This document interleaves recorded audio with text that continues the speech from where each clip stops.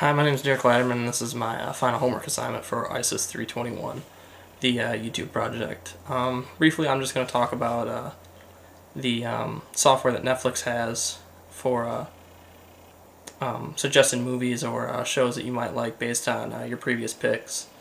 And while this might seem like a relatively new technology, I mean it is, but there's other stuff out there, and it's been out there for a little while, that does a lot of the same stuff. Just a brief background, I guess. Netflix's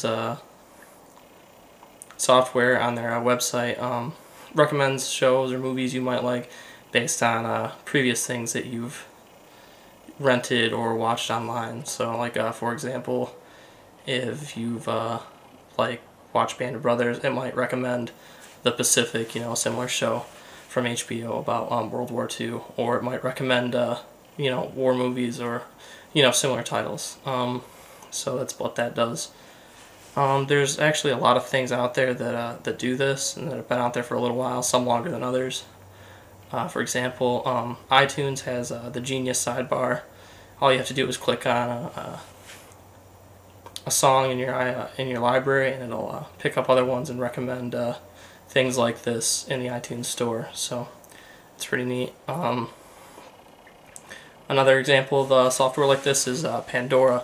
Pandora, like the online radio station, where you type in a band or a song that you like, and it picks a lot of stuff out based on what the elements of that song has in it. So, and you can either say that you like the song that's playing, so that it picks out more things like that, or that you dislike the song that's playing, so it knows that you don't like that, and it'll try to avoid that stuff in the future. So, while this software seems like it works pretty good. I mean, I've used Pandora before, and I mean, my Netflix account has always seemed to recommend, pretty decent stuff, but there are some flaws with it. Well, for every, Pandora song you pick out, it gives you a bunch that you like, and every now and then, you'll get one that you don't like or whatever, but for the most part, it does a pretty good job.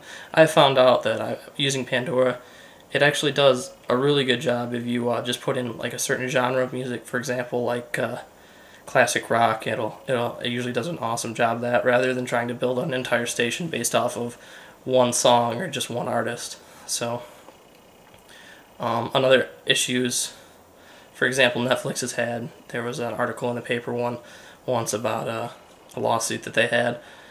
Something glitched up, and